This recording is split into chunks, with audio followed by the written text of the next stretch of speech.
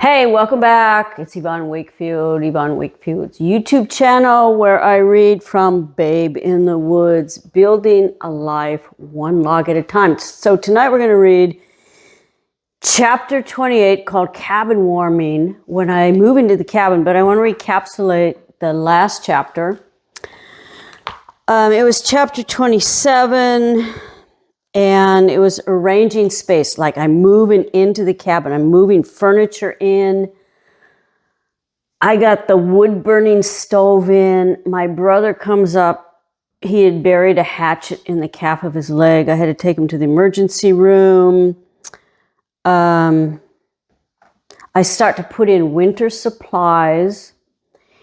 And I'm still chinking the outside of the cabin. So that is in mid-October when I'm doing this. I was there last week at the same time in mid-October, and the light in the draw basically is dark. Not dark, but you don't want to be outside after 5 o'clock. And so you go inside, you clean up, and there are long nights ahead in the cabin. So, chapter 28, Cabin Warming. Dell, now I remember Dell, he's the guy who I've got all the boards from that I used in the cabin. Dell has my order of new shelving boards planed. It's not a big order, but it takes an hour to load them because he wants to talk. When Annabelle is around, Dell holds back words because she does most of the talking for them. Today, there's not much stopping him from talking, except my leaving. I choose to stay, lean against the planing shed, shuffle sawdust underfoot, and listen. During the Depression, I worked for $1 a day and a baking powder biscuit setting fence posts for ranchers. Dell stuffs his nubby hand into the pocket of his wool jacket, was lucky to get that biscuit. He pauses, but not long enough for me to ask if that's all he ate for lunch. After we had kids, when they got sick, they stayed sick till they got better. That's all there was to it. We didn't have no money for a doctor. He looks down at his boots, the left one patched with leather.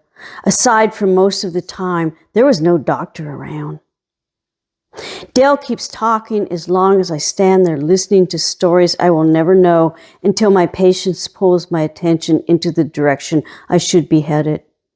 He must realize my soft shoe shuffling back and forth means that I want to go because he looks at his watch and says, "About supper time. Why don't you come on down to the house? Have a bite after we load up." "Oh, thank you, but not today. I've got to get to town," I say, shoving the boards hard so they hit the cab. "Better let me have that then." He nods to the bandana in my back pocket. I hand it over, and he ties it to the end of a 40-foot extension ladder lying on top of the boards. "Just bring it back down when you're through, though," is all the directions that come with a ladder far more reaching than I am. "Tell Annabelle I'll come for lunch next time I'm in town," I say, and then drive away to John Day where I'm scheduled to take a driver's test. Thankfully, it's only a written test. If I had to pass parallel parking in this stick shift ton of fun, I'd need a tug to get me near the curb, in the process piercing any vehicle behind me with the extension ladder, and fail. I pass the test and drive away from the motor vehicle department with an Oregon driver's license. There's a quick stop at Chester's for a pint of ice cream, then it's on to the welding shop. On my last supply run to Boise, I bought a glass pack muffler. As I wait for it to be welded on to the new tailpipe, I sit in a stingy pot of sun and eat the ice cream in front of the greasy shop near the drive-in movie theater. That's as relaxing as the day gets. Back at the cabin, I drag, pull, push, and swear that ladder in place. A 40-foot extension ladder, when fully collapsed, is 20 feet long and weighs between 75 and 100 pounds. Judging by my struggles, this one must weigh more than my truck.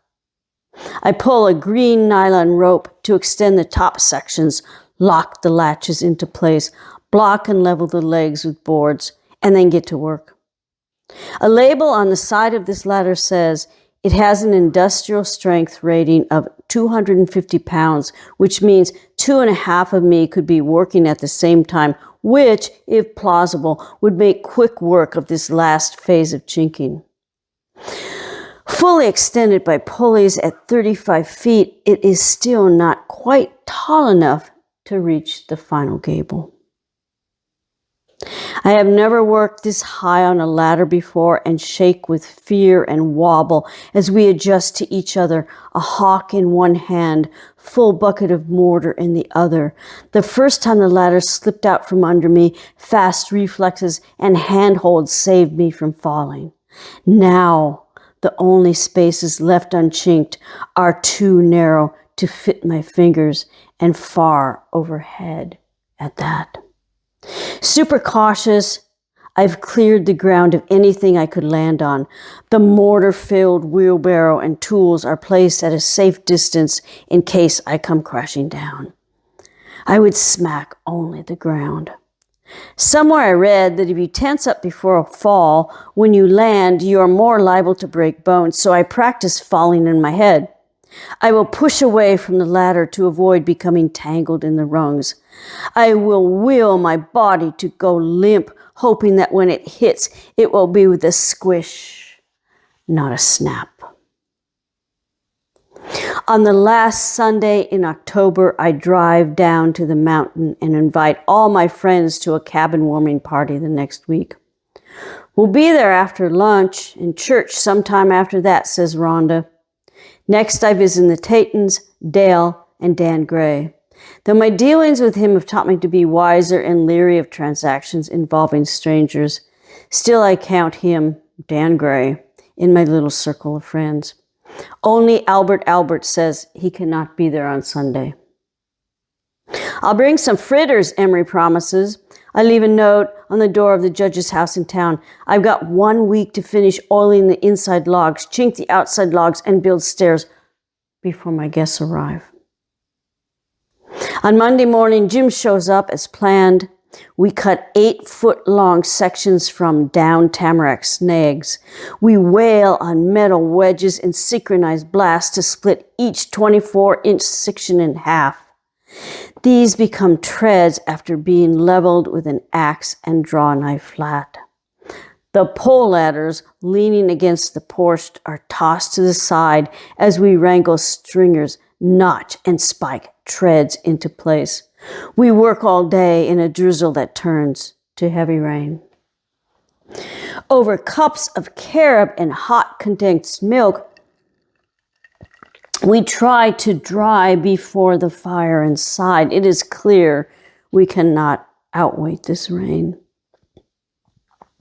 The treads are spiked into place, just not finished smooth. I can do this without Jim. He wants to leave early so he can still drive out. Before he does, he helps me drag and block the ladder under the eastern gable peak. Solid as it'll get, Jim jumps off the last rung, proving the stability of our job. Just don't go 3 feet higher from the last rung and you'll be all right. See you on Sunday, boss. And he drives away in what has become a downpour, leaving me with 6 days to fine-tune my cabin debut. I throw logs from underneath the cabin up onto the porch, split some in half, shelter from the rain by the roof. By the time I finish splitting and stacking wood inside, the rain has subsided enough for me to finish chinking. Standing on my tiptoes on the last rung before the one with the safety warning sticker, I can just reach high enough to trowel mortar onto the last 2 rows of the gable inn. Adding in the ladder height and my own, I am 40 feet from the ground, more if the slope is calculated in. Mixing the second wheelbarrow of mortar in what has again become rain, I continue to work, but my mortar is soon diluted and I am soaked to the skin. Letting caution be the guide, I decide with only the last 2 rows to chink, to take a break.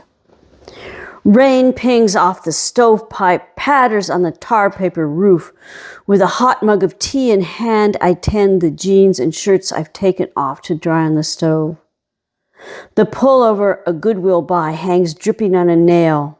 Experience taught me wool does not dry as graciously as denim and flannel on a hot stovetop. Between turning clothes so they will not singe, I sharpen the chainsaw and steel wool and oil hand tools. By late afternoon, the downpour has eased to a drizzle. With only the top 2 rows left, there's enough daylight to finish shinking. Perched on the top ladder rung, I am a plaid-shirted Statue of Liberty, clutching the eternal pallet of mortar.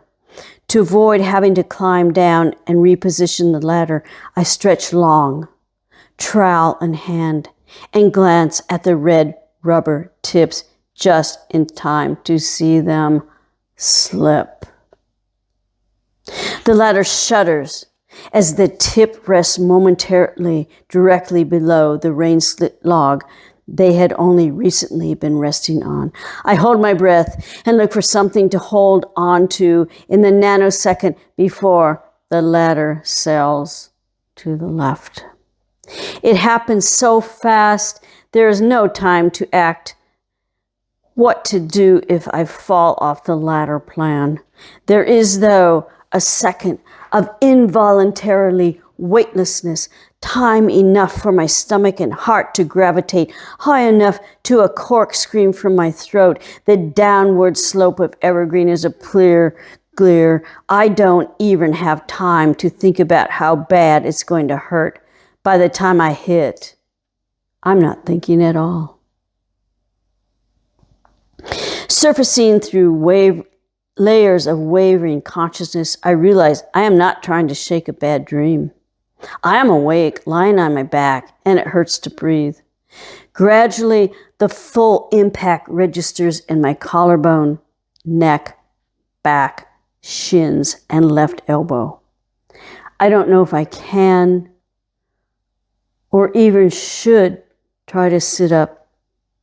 Girl Scouts taught me not to move a person with suspected internal neck or back injuries without stabilizing the areas in question. Judging by the way I feel, I am suffering in all those directions. So much for first aid theory. I'm as stable as it gets, moaning, snorting, wiping blood and mortar from my face with my right arm as the other is useless, like the rest of me. A skin bag of gravity-shocked bones. Sensing my helplessness, the sky lets loose. Rain falls as fast as the tears roll down my upturned face. If I keep my mouth open wide and long enough, crying out for a helping hand not extended by a universe without care, I figure I could drown. This might be quicker than dying from exposure. Hypothermia could take me in an hour if I didn't bleed internally first. Shivering from shock and cold, I still have enough life left in me to turn my head to see the hawk. Its handle broken off. Blood percolates from my cheek, but the blood that can be leaking out of my organs beneath my skin is my greatest concern. I need help. In this department, my situation is hopeless. It will be 6 days before anyone comes up here. I look at those last 2 unchinked rows grinning darkly down upon me, turn my head and glare at the empty mortar bucket, trowel, severed hawk, and ladder. Open my mouth, which besides my eyes is the only part of my body not traumatized, and yell, "Fuck you!" I've come so far, overcome so many obstacles, I wasn't going to let a 40-foot piece of aluminum take me down. Painfully, I struggle into a sit, yet can't catch a full breath. I hold my arm across my chest, rise to my knees, fall back down, then get up with great searing effort, hobble upright, double over in pain, blubbering away.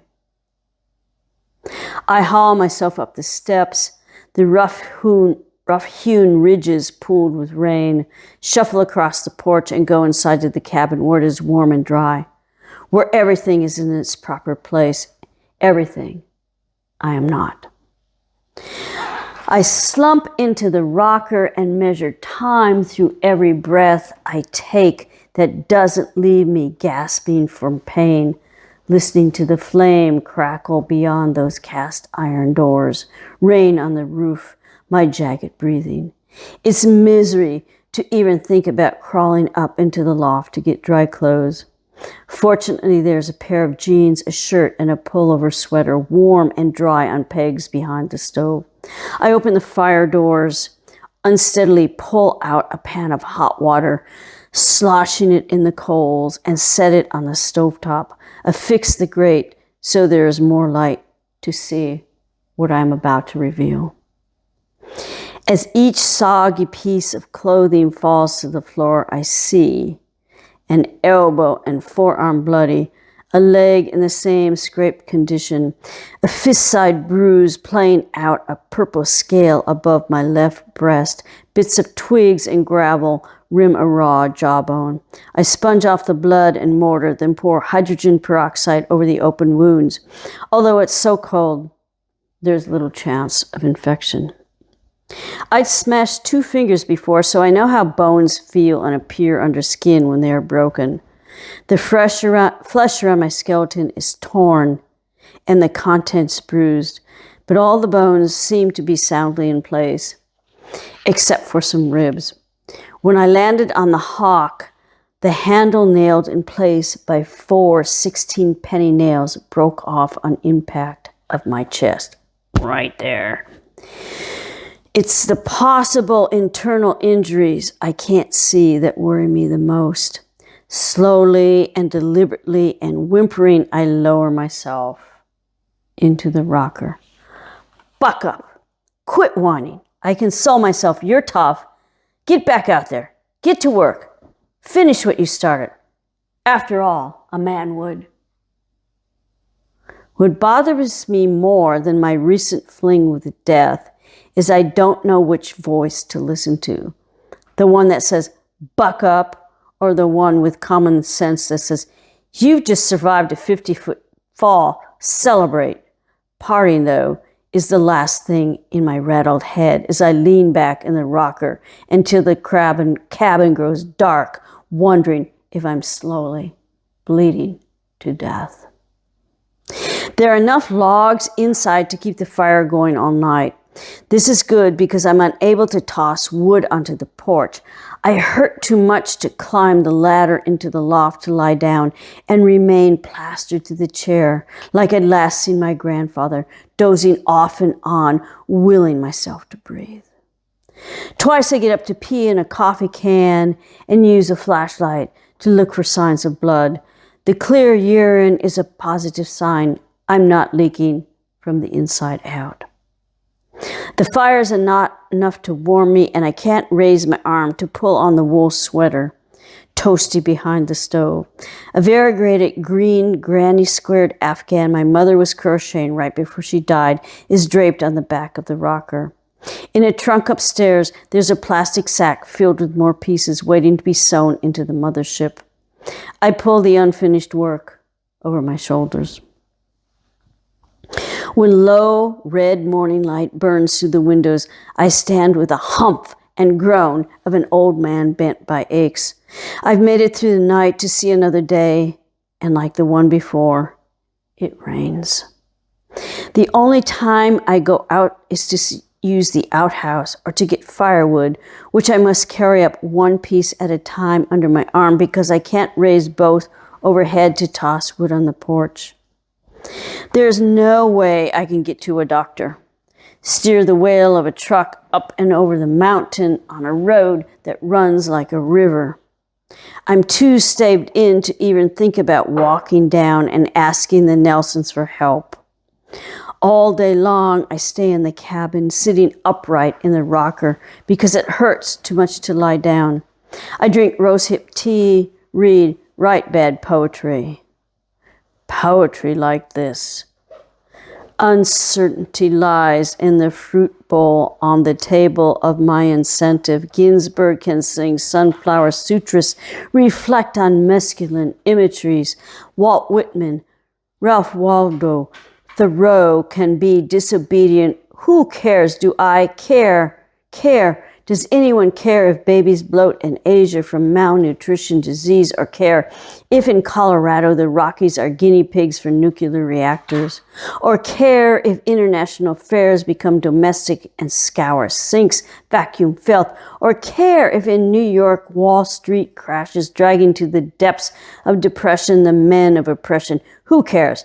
Do I care? I have no incentive to worry. I have no inclination to move. I have only the repercussions of my fall. I can only sit and pick from my cheek yesterday's scab.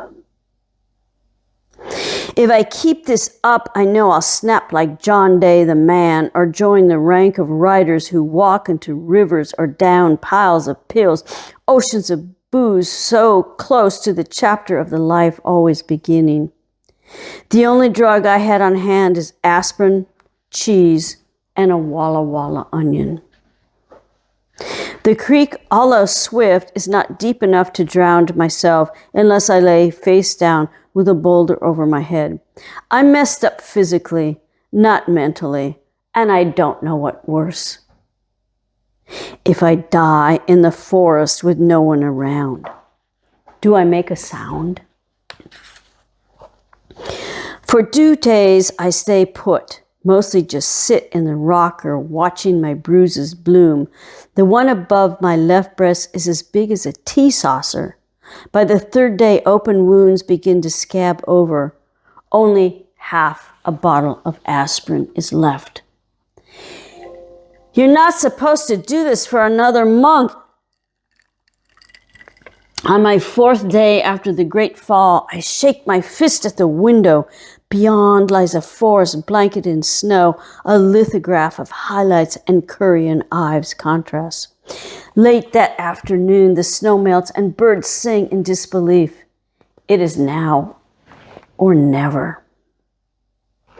With efforts and words, I drag the ladder back up the slope, grunting and groaning. I manage to lift and lean it and then block it in place. With the slight afternoon sun on that side of the cabin, it is warm enough for the mortar to set. Since there are only 2 short and narrow gable rows to chink, I mix just enough to fill the bucket. 1 foot on the first rung, I pull myself up with the better of 2 arms, repeat this Quasimodo move until I reach the top. All the time, trying not to think about, to remember, or even to look down at those red rubber chips. Within a matter of minutes, the last rows are sealed. The empty bucket dropped to the ground. I climb down. I look at the final rows, then give the ladder a kick, watch it crash down the slope, and yell out an assorted, X-rated farewells. I am through. The cabin is chinked. Now, all I have left to do is shake the roof, caulk windows and floors, weather strip the door and windows, finish the steps, get in a supply of stove wood, live with myself. Afraid only time will heal that, Annabelle sucks her upper lip and scrutinizes the purple bloom over my left breast. I've unbuttoned my shirt so she can see the contusion. Deep is my concern for the implications below skin, bruised dark as a plum. We are standing in her living room an hour before supper time, so Dale is still at the mill. I've managed to hike down the mountain and drive out. A painful feat steering, since I still can't raise my arm high enough to even pull on a sweater. I thought about seeing a doctor in John Day, but wanted to talk to a woman first, thinking a female could identify with the pain in my breast. Rhonda wasn't home, so I headed to Prairie City. Annabelle has nursed kids through injuries that required doctoring they could rarely afford, so I assumed she could figure out what was wrong with me. I could afford a doctor's visit, but not all the x-rays and tests I knew would be prescribed to diagnose the damage under all that black and blue. It hurts to take a deep breath, even to sneeze. I hold my arms straight as splints to my side. Right there, Annabelle touches the curve between my breast and left armpit. Yep, I yelp. Well, likely it's a rib that's broken. Like that. She points at the bruise above my breast. You gotta give it time. It'll heal on its own. Thankfully, Annabelle hasn't lit a cigarette, or I might have joined her, knowing from the 2 times I smoked one, how inhaling feels like a sword fight in my lungs, and a cigarette now might just be the thing to cut through my intercostal constrictions. I decline Annabelle's invitation to stay for supper, the night, even all winter. We got a spare room you can use. She eases into the plastic-covered recliner. I remain standing. It would hurt too much to pull myself back up. Can stay as long as you want. Help around the house. You don't even have to pay room and board. We laid in lots of canned goods just last week, stocked up in Baker, lots cheaper than buying in John Day. Annabelle waves her arm toward the hallway leading to a bedroom once shared by 3 kids. Now cardboard boxes of canned green beans, corn, and stewed tomatoes are stacked around the 2 beds. I politely decline as I open the storm door, walk to the tank, drop the tailgate, and leave the ladder against the house instead of returning it to the mill because I don't want to explain my recent tussle to Dell, who, like Annabelle, will insist I stay for supper, the night, or as long as I want. See you Sunday, I say to Annabelle, who has been watching me from the porch. You take care of yourself, Yvonne, Annabelle replies, closing the door against a sky I feel as gray. Just down the street in the IGA, I splurge on extravagances, apple juice, cinnamon sticks, and ginger snap cookies. That's about all I have in my pack when I hike back home. Tank stays parked in the meadows, the road still soupy mud. The 2.5-gallon glass bottles of treetop poke into my ribs, and I bend to adjust my skeleton from their jarring, hurrying my pace because the wind is kicking up. At the cabin, I stow the juice under the sink, afraid it will freeze or blow off the porch overnight. The wind has churned into a tempest turbulent enough to bend trees backward, so fierce it fists down the stovepipe in unnerving creaks. Wind rattles watery glass panes with a ferocity they never knew in sheltered baits. The wind has scared Tamarack inside. He curls in the rocking chair, watching as I shine silver and lay a lace tablecloth on the dining room table. On this, I place an heirloom silver bowl filled with apples and oranges, a kerosene lamp on each side. The real still life is prettier than the picture I try to make of it. My drawing arm spared in the fall. Squinting by the light of 2 flaming wicks, I find it difficult to distinguish pencil values, so I switch to pen and ink. The resulting contrast more in accordance with my life here. Black and white. Extremes. I tack the drawing next to the window, wash up, bank the fire, blow out the lamps, and coax a sleepy cat into the loft. We both need a good night's sleep. Tomorrow is the cabin warming. Walking up a rain-driven sideways by the wind is enough to topple the kindling stack on the porch. I ready the cabin for a party, doubting anybody will venture up in this storm. Even in a 4-wheel drive, the road is chancy. Despite the storm, people do trickle up the mountain, arriving on foot in 1s, 2s, the biggest group of 4, Jim and his family. They, along with Emery, Annabelle, and Dale, park safely below the muddiest section and hike the last mile up in pouring rain. Everyone leaves muddy prints, mountain calling cards on the unfinished porch steps and planed floorboards inside. A large enameled pot of spiced apple cider simmers on the stovetop.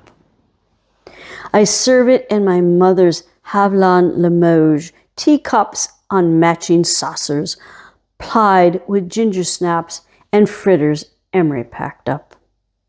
The service is large enough to accommodate 8, but there are not enough chairs for every guest to sit in this convivial, steaming space each person in their own way has contributed to. I didn't ask my brother and sister to come because I did not know how to find them. So we are all together without my blood relationships. By 3 o'clock, it's still raining hard and everyone is gone. I figure the judge never got my note. I'm disappointed the Nelsons didn't show, but am understanding because of the weather that has turned ruts into brimming gullies running down the road. I'm washing gilded china in a dented rusting basin when I hear a rumble and look out the window above the sink to see Glenn, Rhonda, Dan Gray, and Dorothy drive up in Glenn's 2-ton 4-wheel drive. When they're all inside, standing in their dripping coats and hats, I can tell by some artificial lightness contrasting the solemnity of their faces that something's wrong. Before we stay, says Glenn, shifting against the door jamb, I have something to tell you. Before he can tell me, I ask, already knowing the answer. He died, didn't he? Yes. Glenn nodded. Rhonda stares at the muddy floor, and Dan Gray stuffs his hands deeper into his pockets. Dorothy looks straight at me. Ironic, the message of his passing would be delivered by friends who came to help me celebrate the culmination of an idea my grandfather supported. This log cabin, that old man would never see. I turned to the window facing the creek and let the news seep into me, seep into the darkening shadows, the rain running down the glass in streaks. Clenching my back molars always did the trick. I grit down on grief. I don't want to play out 15-2, 15-4, and he ain't no more. Not wanting to ruin the original reason for their visit, I sucked back tears, turned to face my guests and asked, how did you find out? Someone who said they was his nurse called the sheriff, Glenn says, and adds, no thank you, when I hand him a cup of cider. Sheriff knew we knew you, so he came up last night to tell us your grandpa had just died, and can we tell you? After everyone leaves, I sit in the rocker and write a letter to the nurse who tended my grandfather to the last bonanza. I wanted to know if he died in his Naugahyde recliner, the particulars of his passing, an exit that stirred the winds, rattled old glass, and tested the metal of new stovepipe. All right, well, that was a long chapter. We're going to get to chapter 29. We hope you all have a great week. Please subscribe to my podcast. It's free. And subscribe to my YouTube channel where you can see me and whatever little dog I have at that time of night. And this is Zachary right now. And it's becoming Halloween. So he's got this little Halloween scarf on. And there are still forest fires out where I go to my cabin. I have to detour around them. So thank all those guys because now it's getting rainy and they're doing mop up and it's like not pleasant work. So maybe stay hydrated, but maybe with hot cocoa or something at this time. Anyway, bye-bye. See you next week.